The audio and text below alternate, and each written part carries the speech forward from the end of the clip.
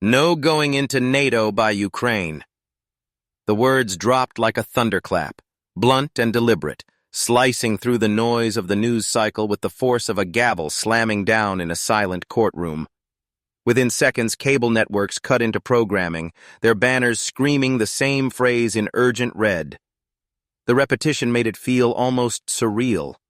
Trump's voice, brash and unyielding, echoing across every channel, every phone, every feed. Anchors stumbled to catch their breath. Analysts paused mid-sentence. Viewers at home blinked in disbelief, wondering if they had misheard him. Could he really have said it? Right before a scheduled meeting with Volodymyr Zelensky, the wartime president who had become a global symbol of resilience? The timing was almost too sharp, too calculated, as if Trump wanted to seize the world's attention and squeeze it in his grip. For Ukrainians, it wasn't just another line tossed into the chaos of political theater. It was a declaration that threatened to close the door on hope itself. For European leaders, it sent shivers down their spines, recalling old ghosts of betrayal and appeasement. For Americans watching, it was the jarring reminder that the very alliances that once defined security could be undone with a single sentence. Social media roared to life. Hashtags like #NoNato and #StandWithUkraine climbed in a digital dogfight, each tweet a flare fired into the night sky. Some cheered Trump's defiance, claiming he was protecting American interests from endless wars. Others recoiled, warning that history was repeating itself in the ugliest of ways. Memes, outrage, and disbelief flooded every platform. The entire online world seemed to hold its breath, waiting for Zelensky's response. And in the middle of it all stood a question heavier than any speech, heavier than any policy paper. Was this the moment America turned its back on Ukraine, or was it simply the latest performance in Trump's long-running theater of dominance? The cameras zoomed in on the faces of journalists outside the meeting hall, their expressions a mix of shock and anticipation. Inside, behind closed doors, Zelensky was preparing to walk into the room where those words had already poisoned the air. But this was only the beginning of a geopolitical storm. For Ukraine, NATO was never just an acronym or a bureaucratic club of generals and diplomats. It was a lifeline, a shield against the storm that had battered its borders for years. Since the annexation of Crimea in 2014, the dream of NATO membership carried with it the promise of protection, the idea that the world's most powerful alliance would treat an attack on Kyiv as an attack on Washington, Paris, Berlin, or London. To a nation fighting for its survival, NATO wasn't paperwork. It was oxygen. European leaders knew this. They repeated it in conferences, whispered it in private calls, and signaled it in every handshake with Zelensky. NATO was the future, the guarantee that Ukraine would not be left alone to fight an empire in the dark. And for millions of Ukrainians, the blue and gold flag waving beside NATO's star-studded banner became more than a symbol. It was hope painted in colors bold enough to keep them marching forward. So when Trump declared, "No going into NATO by Ukraine," he wasn't just voicing skepticism. He was pulling at the single thread that held together a fragile fabric of promises. His words seemed to say, alliances don't matter, history doesn't matter, sacrifice doesn't matter. It was a stark rebuke not just to Zelensky, but to the very idea of collective security. The contrast could not have been sharper. On one side, a global expectation, nations holding their breath, believing Ukraine's NATO hopes could anchor Europe's future stability.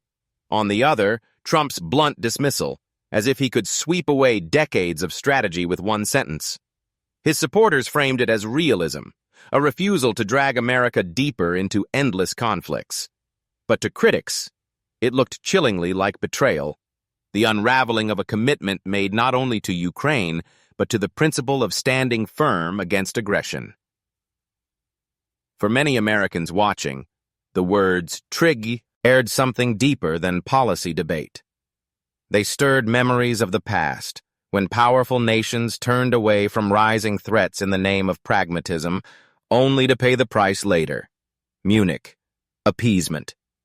The moments when democracy's guardians looked away, convincing themselves they had bought peace, only to unleash a darker storm. To hear Trump echo those shadows was more than jarring. It was frightening. Commentators rushed to their microphones. Some argued Trump was protecting America from another forever war. Others warned that such rhetoric handed a green light to Moscow, a signal that the West's unity could fracture under pressure. And in Kyiv, ordinary citizens scrolling their phones in bomb shelters asked themselves the same question. Would the United States truly abandon them now? The stakes had never been higher. Ukraine's survival was tied to more than tanks and missiles. It depended on belief that allies would not break, that promises would be kept, that their fight was not in vain. Trump's declaration threatened to unravel that belief, thread by thread. But beyond the outrage, the fascination remained. Who was this man who could upend the hopes of nations with a single line? Why now, before this meeting, before this moment of history? But who exactly was the man behind this declaration? And why did he make it now? Donald J. Trump did not come to his skepticism of NATO by accident. From the earliest days of his campaign, he wielded the alliance like a weapon in his rhetoric, treating it not as the cornerstone of global security, but as another bad deal signed by weak leaders who let America get played. In rally after rally, his words were sharp and unyielding. NATO was obsolete. NATO members were not paying their fair share. The message was consistent. America, in his eyes, was the protector taken for granted, the strong man disrespected by weaker nations who dared to depend on U.S. power without footing the bill. The idea was intoxicating to his base. Here was a president who framed international commitments not as moral obligations, but as business transactions. And in his telling, America was being ripped off. He painted vivid images of American taxpayers working double shifts, while Europeans enjoyed cushy benefits under the umbrella of U.S. defense. It was an ego-driven worldview, but it resonated with those who believed America was tired of carrying the weight of the world. And yet, behind the sound bites, there was something darker. Trump's disdain for NATO wasn't just about numbers on a balance sheet. It was about power. His power.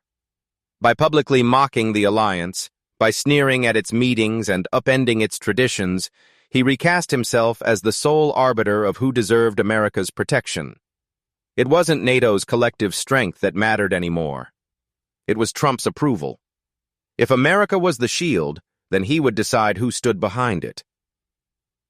World leaders felt the shift immediately. Behind closed doors, European diplomats described meetings with Trump as surreal, even humiliating. He scolded them like wayward children, wagging his finger about defense budgets, sometimes even threatening to pull the U.S. out altogether.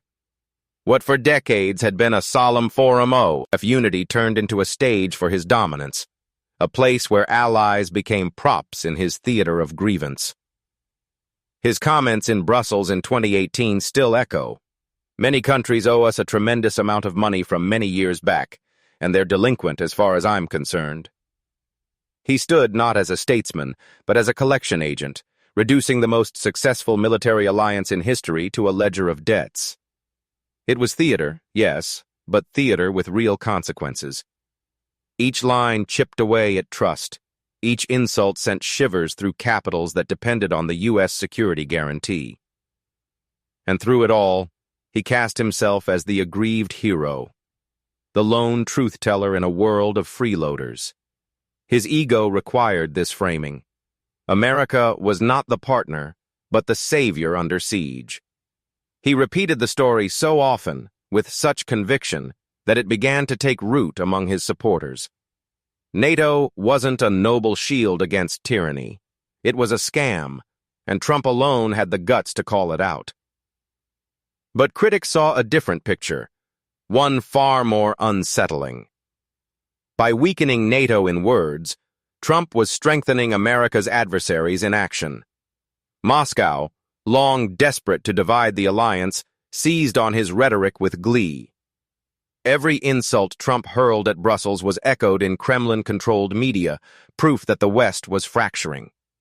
To see a U.S. president repeat arguments that mirrored Russian propaganda was more than alarming. It was historic. And yet Trump never flinched. When pressed, he doubled down, sneering that allies should defend themselves if they couldn't meet his terms.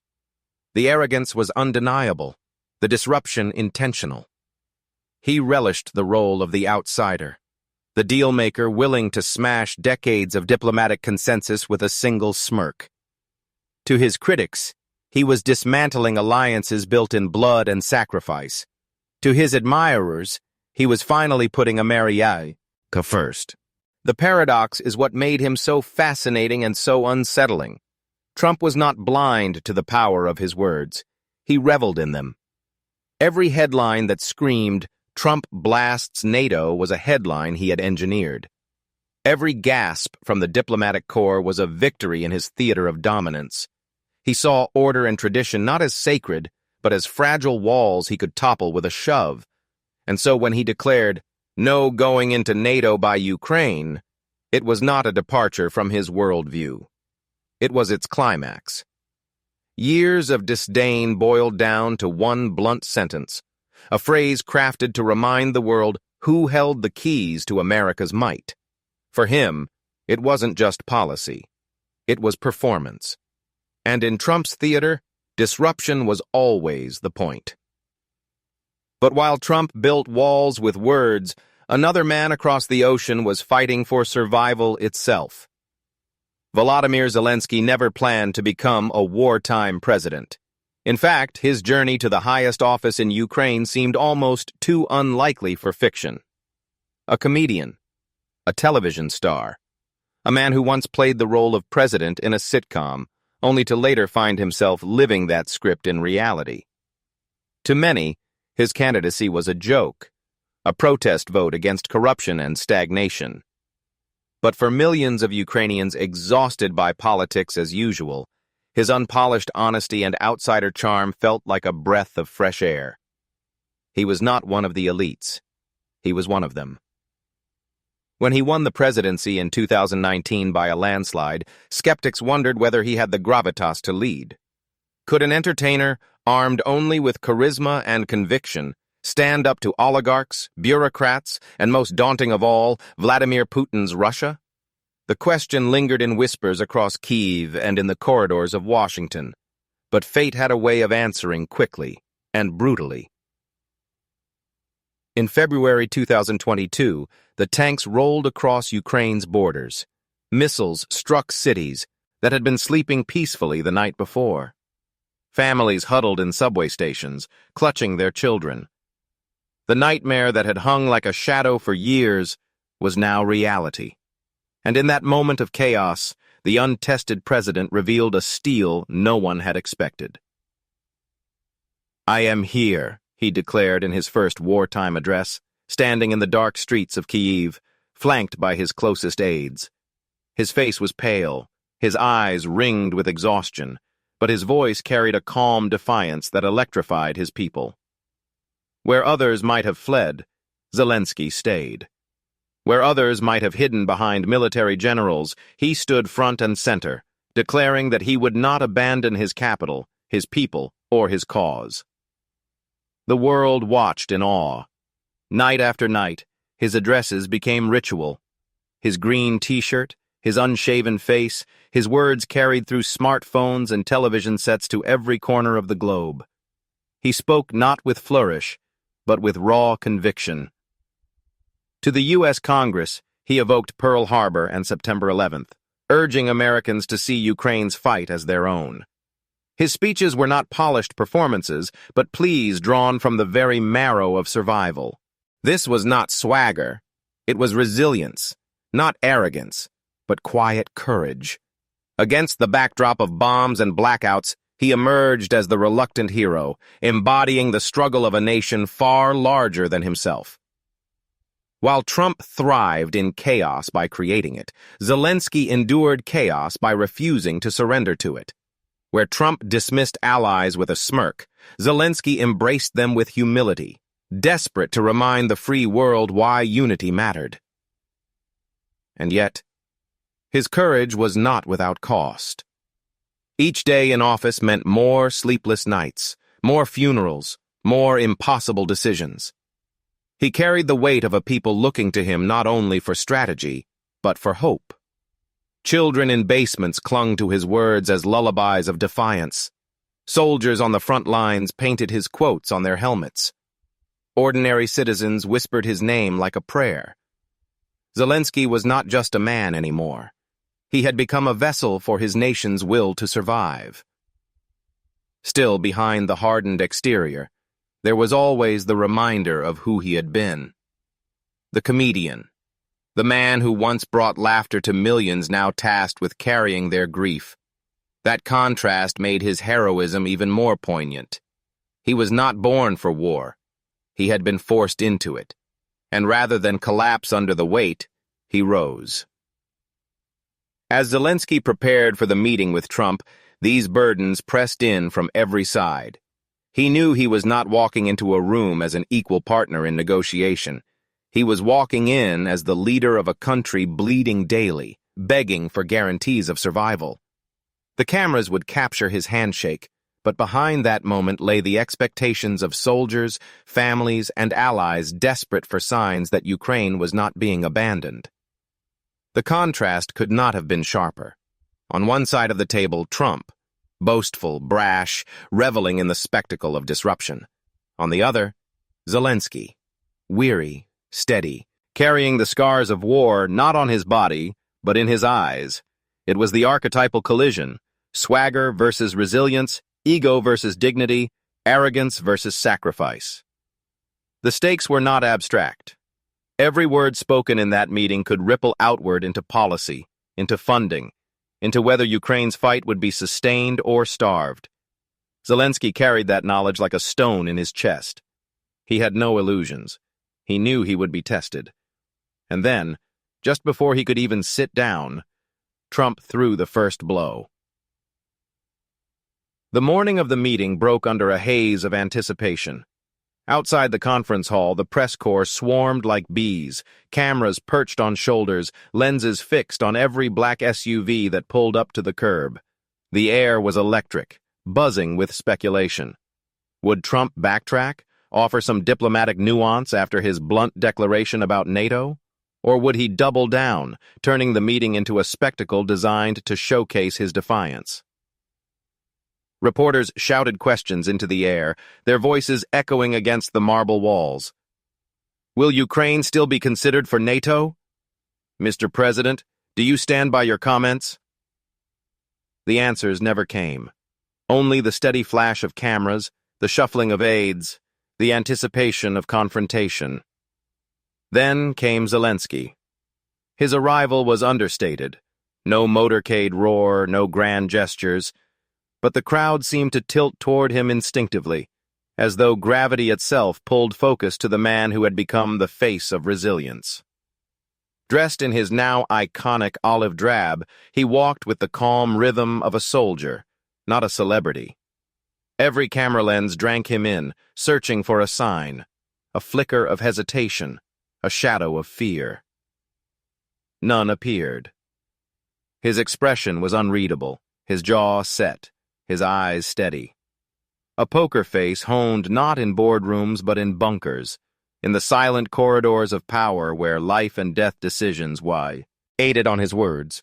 Inside, the world leaders and their entourages watched closely. The hall itself was quiet, but beneath that silence lay a current of whispers and darting glances. Diplomats speculated under their breath. Would Trump soften for the sake of optics? Would Zelensky challenge him openly, risking insult? Or would the meeting unfold as a ritual of politeness, scripted and forgettable? But nothing about this moment was forgettable. Not after Trump's thunderous declaration, a phrase still hanging in the air like smoke after an explosion. No going into NATO by Ukraine. Everyone in the room knew the weight those words carried, and everyone knew the cameras were waiting, eager to beam the next act of this drama across the globe. When Trump finally entered, the energy shifted instantly.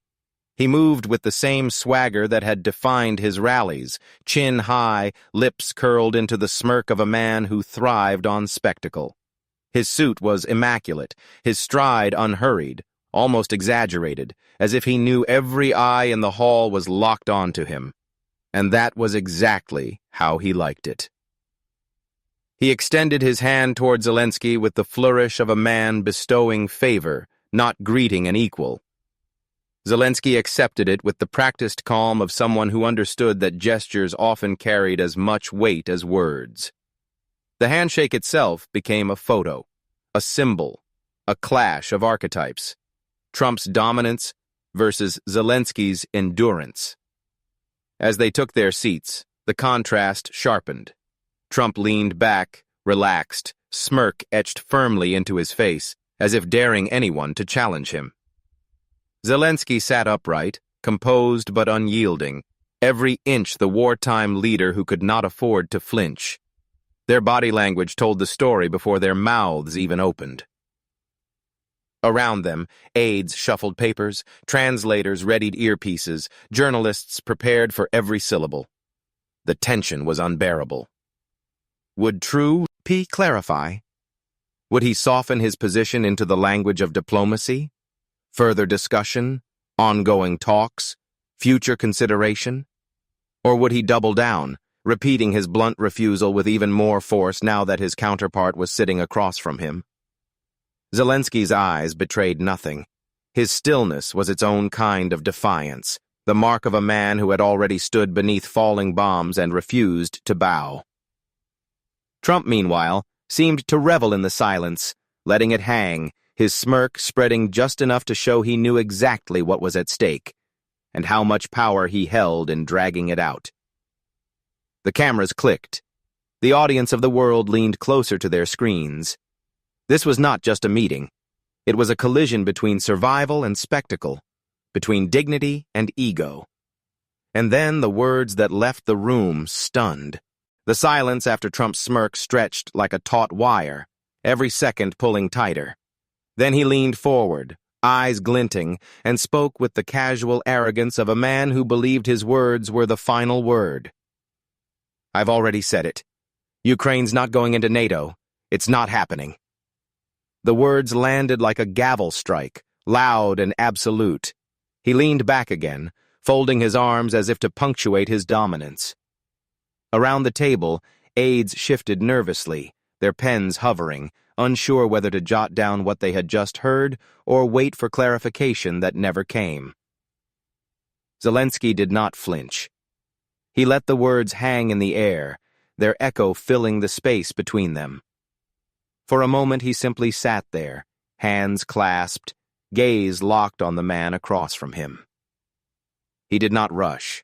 He did not scramble. His silence itself became a weapon, forcing the room to confront the arrogance of what had just been said. Finally, Zelensky leaned forward, his voice low but steady. Mr. President, he began, his Ukrainian accent giving his English a deliberate, almost solemn rhythm. Ukraine is not asking for favors. We are asking for fairness. Our people have bled, not because they wanted war, but because they chose freedom. NATO is not a prize to be handed out or taken away. It is a principle. The principle that sovereignty matters, that small nations are not playthings for the strong. Trump shifted in his chair, his smirk hardening into a glare. He raised a hand, ready to interject, but Zelensky pressed on, his words cutting through the attempted interruption like a blade. We fight every day, Zelensky continued. Our children sleep in bomb shelters. Our soldiers die on the front lines because we believe that freedom is worth it. And if NATO is truly about defending democracy, then it cannot ignore Ukraine. If NATO means anything, it must mean us. The room was hushed, save for a scratch of pens suddenly flying across notepads. Even the cameras, though silent, seemed to lean in closer. Trump barked back, his voice booming. You want protection, but your country... Look, let's be honest. Your country is a mess. Corruption, instability, all of it. NATO can't just let anyone in.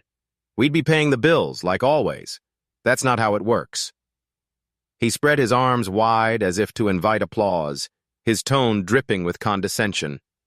It was the theater he thrived on, posturing, belittling, mocking. But Zelensky remained still, almost statuesque, waiting for Trump's flourish to collapse under its own weight. When he finally spoke again, his words were sharper, quieter, yet more commanding. You say Ukraine is a burden. I say Ukraine is the shield. Every Russian missile that lands on our cities could have landed in Europe. Every soldier we bury could have been an American or a Frenchman or a German. We are not asking you to fight our war. We are already fighting it. We are only asking not to fight it alone.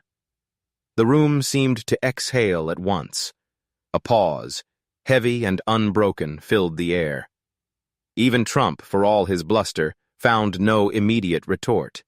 He shifted again, adjusting his tie, his eyes darting to his aides as if searching for the line that would cut Zelensky down. But none came. Outside the meeting, the world was already erupting. Reporters tweeted updates in real time, their words lighting up screens across the globe. Zelensky directly challenges Trump. Ukrainian president frames NATO as moral imperative. Social media flooded with reactions. Memes of Zelensky as David, Trump as Goliath, split screens of the smirk versus the stare. Hashtags like #WhereUkraine and #ShieldNotBurden began trending within minutes. Inside, Trump tried again, waving his hand dismissively. You're good at speeches, I'll give you that. But speeches don't win wars. Strong leaders do. And strong leaders make tough deals. NATO isn't in your future. Not while I'm here. This time, Zelensky's reply was almost immediate. His eyes narrowed, not in anger but in resolve. History will judge what kind of leader you are, Mr. President. Deals may last a year, maybe 4 years. But principles, they last generations. And the principle here is simple. A nation has the right to decide its own destiny, not to have it dictated by another's convenience. The contrast was stark. Trump's performance was loud, filled with gestures and bravado. Zelensky's was restrained, deliberate, infused with moral gravity. One spoke to dominate the room, the other spoke to speak for a nation. Every pause became a drumbeat. Every silence became its own message. The duel was not of fists or shouts, but of wills, each man staring the other down across the gulf of power and principle. And in that duel, it was Zelensky's calm that rattled more than Trump's volume. One aide whispered later that you could see it. The shift, the way Trump's smirk faltered, if only for a second, under the weight of Zelensky's words. It was not a knockout blow, not yet. But it was the moment when the balance of the room began to tilt. And beyond those walls, the tilt was already seismic. Commentators went live with breaking analyses, some marveling at Zelensky's moral clarity, others stunned at Trump's blunt dismissal. Late-night hosts prepared monologues before the meeting had even ended. Ordinary people, scrolling on their phones in living rooms and subway cars, found themselves drawn into the drama, their outrage and admiration colliding in a firestorm of engagement. Inside the room, however, the standoff held. Trump, jaw tight, sat back in his chair, arms crossed again, as if daring Zelensky to continue. And Zelensky, unmoved, leaned forward one final time. You may say no NATO for Ukraine, but every time we stand against Russia, every time we choose freedom instead of fear, we are already proving we belong. Whether you acknowledge it or not, the future is being written right now, and Ukraine is writing it with blood. The words fell into the silence like stone into water, rippling outward, impossible to ignore. No one spoke for several long seconds. Even Trump had no ready quip. The cameras clicked. the moment immortalized. For those in the room, it was unforgettable. For those watching outside, it was electrifying. And for Trump, it was a rare encounter with someone who refused to play by the script of his show. But outside the room, the shockwaves were even greater. The meeting ended, but the echoes did not. Within minutes, the confrontation leapt from behind closed doors to every screen on the planet. Clips of Trump's blunt dismissal, Ukraine's not going into NATO, played on a loop, followed immediately by Zelensky's quiet but cutting reply, "We are only asking not to fight it alone." The media frenzy was instant, a storm of interpretation and outrage. CNN's evening panel flashed the chyron, "Zelensky versus Trump, a war of worlds." Analysts dissected body language, pointing out Trump's folded arms, Zelensky's unbroken gaze, the weight of the silences between them. It wasn't just diplomacy, one commentator said. It was theater, and Zelensky understood the stage better than anyone. Fox News, in contrast, seized the moment as proof of Trump's realist foreign policy. Their headlines read, "Trump stands up to NATO burden sharing," and "Zelensky wants America to pay his war bill." On-air personalities applauded Trump's refusal to bend, framing him as the lone truth-teller in a world of freeloading allies.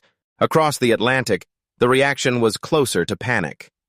European leaders issued statements within hours, scrambling to reassure their publics that NATO's unity remained intact. Germany's foreign minister called NATO non-negotiable. France urged calm but warned that any fracture in the alliance is a gift to Moscow. Even Britain, normally cautious in public criticism, hinted that Trump's words had shaken the bedrock of collective defense. But while governments juggled damage control, the people seized the narrative. On social media, the hashtags told the story of division. Stand with Ukraine surged across Twitter and Instagram, flooded with images of Ukrainian flags, quotes from Zelensky's remarks, and personal testimonials from Ukrainians abroad. Yet almost as strong was hashtag Trump was right, driven by supporters who echoed his skepticism of NATO and celebrated his refusal to be bullied by allies. The confrontation had transcended geopolitics. It had become a cultural flashpoint. Meme culture predictably did the rest. TikTok filled with edits set to dramatic music, Zelensky cast as David staring down Trump's Goliath. Twitter users stitched together split screens.